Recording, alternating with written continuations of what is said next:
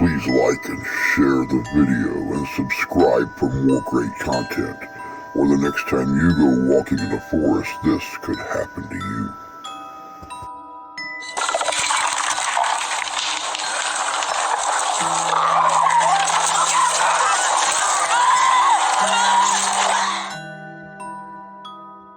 Hey guys and gals, it's your buddy Drew with Living History's Mysteries and Three-Eyed Raven. What the, what's going, what, where,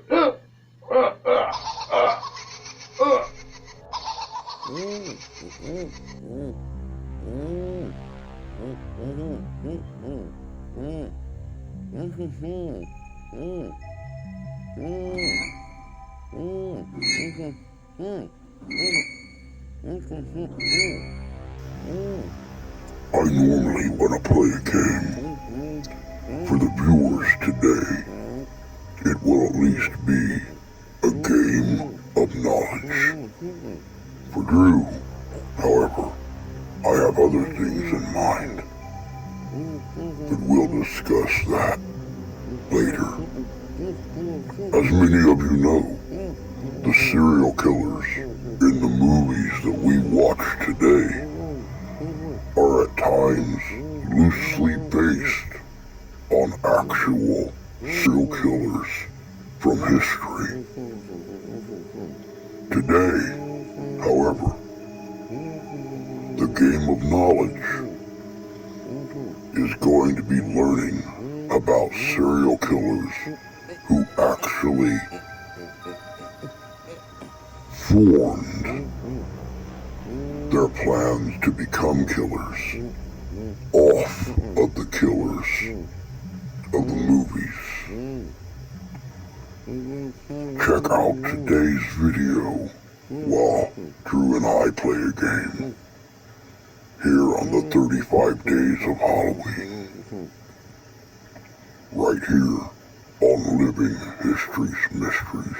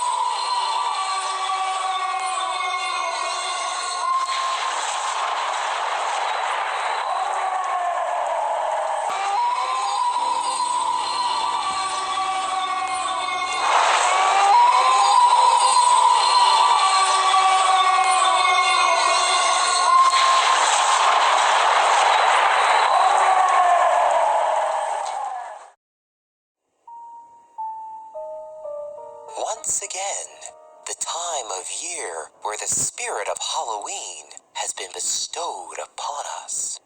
The time to engulf your home in a seasonal flair. Listen to your favorite horror narrators' marathons of narrations. And of course, sit down in front of the TV to take in a classic horror movie. Whether you love or hate them, you have to admit that their grisly presentations of killers, beasts, and gruesome scenarios do help set the terror-filled tone that the event places on society.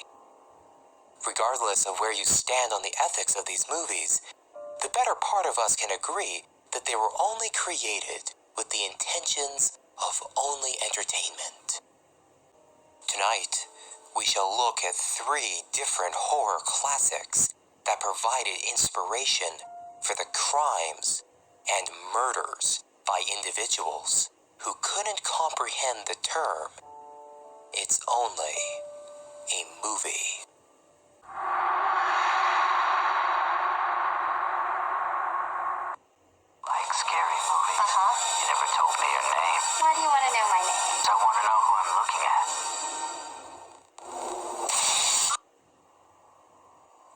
Craven's 1996 award-winning film, Scream, is considered by both fans and critics as the pinnacle foundation of what a traditional American slasher flick should be based upon. In the 20 years following its initial release, the franchise has grown immensely, with 3 sequels, 2 re-releases, and gaining quite the cult following. While there are many words you could use to describe the film and its success, inspiring is probably not one of them. Well, at least not to most.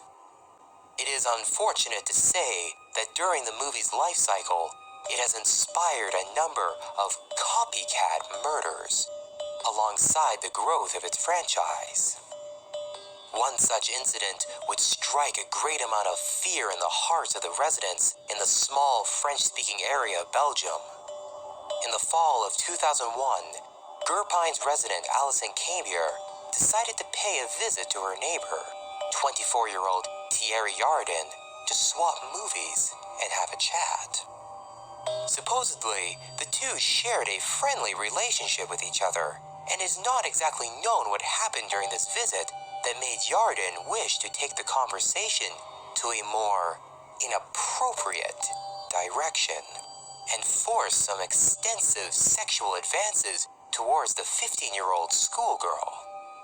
Seemingly enraged by the constant rejection to his intimate desires, Yardin briefly excused himself from the situation and entered a nearby room, where he proceeded to don the iconic black tunic and ghost face mask of the killer seen in the movies, as well as withdrawing 2 kitchen knives.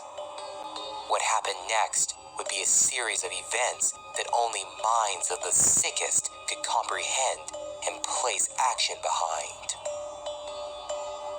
Yardin proceeded to rush the girl, slapping a hand over her mouth to prevent screaming, and started to stab her with the blades 30 times, ripping her entire left side of her torso open in the process. As soon as Cambier took her final breath, the costumed killer scooped up her mutilated body and lowered her onto his bed, placing a singular rose in one of her lifeless hands. Yardin then picked up his phone and proceeded to call his father and a colleague at work to confess to his crime. When questioned by police, Yardin admitted that his crime was entirely planned and, in fact, completely inspired by the Scream trilogy. What makes his crime even more shocking and spontaneous was the fact that he had no history that would suggest that he was capable of such an act, not having any criminal history or psychological concerns, making this his first and only criminal offense to this day.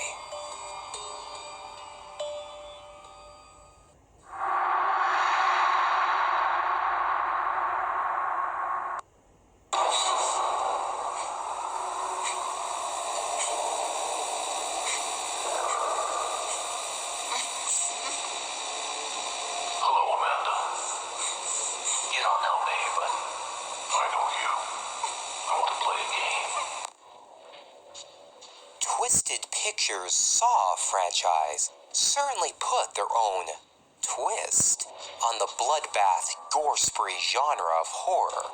Rather than having the traditional murderer slaughter an entire cast of characters for psychopathic, bloodthirsty means, Saw anti-hero Jigsaw tries to use his morbid ingenuity to create rehabilitation for his victims, attempting to set their lives on course for a better future.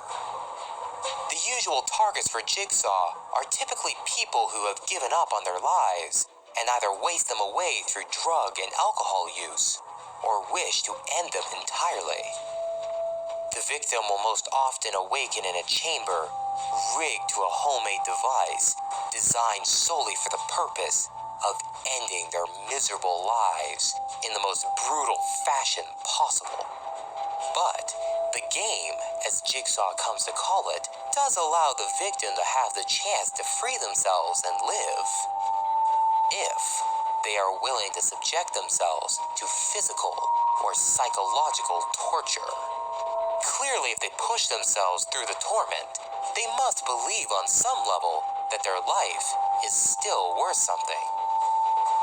Questionable motives or not, murder is still murder, and no human being should be the arbiter of when a person's lifetime is up.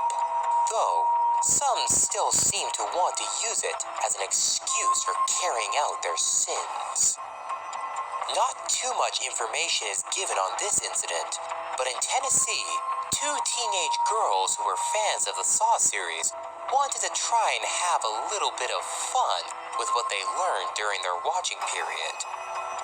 Randomly selecting a number out of the phone book, the girls called a random stranger, and in a Jigsaw-esque tone, they told the 52-year-old woman who answered the phone that a friend of hers had been kidnapped by them and was being held in the woman's house, which was armed with canisters of poison gas, which would release their contents throughout the estate within a matter of minutes. If she wanted to see her friend again alive, she would have to risk her life by entering the home and escorting her friend to safety before the gas was released. In a panicked and terrified state, the woman who received the call actually suffered from a stroke and collapsed on sight. It was later revealed that the reasoning behind her extreme and life-threatening reaction was chalked to a mixture between the shock from the phone call and being in an already fragile emotional state, as she took the call while attending a funeral for a loved one. The call was traced back by police to the girls and were brought in for questioning, and they revealed that they had no intentions of causing harm to anyone, and it was only a prank that admittedly went horribly wrong. Thankfully, the woman who took the call made a full recovery from her stroke, and the 2 girls were charged with mischief. However, this is not the only case of people trying to become their own little jigsaws. The next incident we will discuss had absolutely no innocence behind it. A Salt Lake City mother had no choice but to hand over her 14-year-old son and 15-year-old friend to police when she discovered that what seemed like a made-up fantasy was an actual in-depth plan to kidnap a number of people and subject them to recorded torture, similar to what would be seen in a Saw movie. Unlike in the previous case where the motive was only the spirit of fun, the boys revealed to police during questioning that they had full intent to carry out with their plans, having tracked down an isolated location and already picked their victims, 2 girls from their school, as well as a police officer, all deemed as subjects who harm others and were in need of being taught a lesson. At the time of this recording, I was unable to find any information on what happened to the boys after their confession during my research, but I think we can all assume that they were the ones who received a lesson.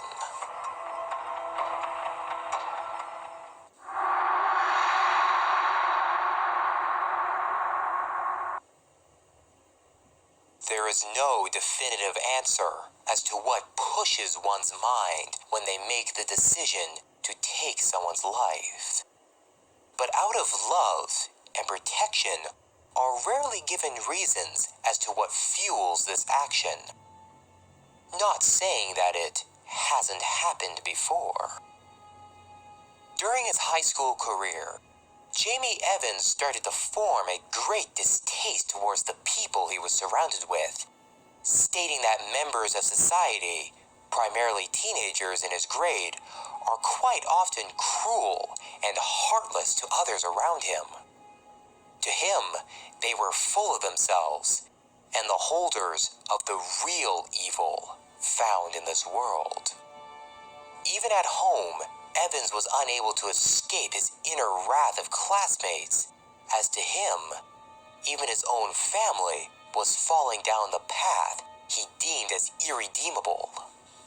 Loving his family too much to see them go any further and wanting to protect them from becoming truly evil, Evans decided that they needed to die in order to be saved. In the middle of the night on October 3rd, 2012, Evans swiped the gun of the house and proceeded to execute his mother and younger sister. After confirming that the two were dead, Evans placed the gun on the kitchen counter and called the police to confess to what he had done. What you are about to hear is the actual recording of the phone call Evans made to Aledo police. What makes this truly disturbing is the calm and seemingly unaffected tone of voice Evans has as he tells the operator the details of the murder. Placer County 911, where is your emergency? My house. What's the address? 1 Lane. Okay, what's the emergency? I just killed my mom and my sister. What? I just killed my mom and my sister. You just killed your mother and your sister? How did you do that? I shot him with a .22 revolver. And what is your name? Jake Evans. Jay Evans? Jake Evans. Are you sure they're dead? Yes. Okay, is there any reason that you were so angry at your mother and your sister? I don't know. I wasn't, it's weird. I wasn't even really angry with them. It just kind of happened. I've been kind of planning on killing for a while now. The two of them, or just anybody? Pretty much anybody. In his 4-page confession, Evans revealed that watching Rob Zombie's 2007 film, Halloween, that week was what triggered the events to go into play. While in court, Evans testified his actions with, "I started watching Rob Zombie's Halloween. In the movie, a 12-year-old boy murders his stepfather, sister, and his sister's boyfriend. While watching it, I was amazed at how at ease the boy was during the murders, and how little remorse he had afterward. I was thinking to myself, it would be the same for me when I kill someone." In 2015, Evans was sentenced to 45 years in prison, with a minimum of 20 years served before being eligible for parole. Ever since, Evans has gone on record to state that it was his first and only murders, and will never kill again, as the events that happened on that night will haunt him forever.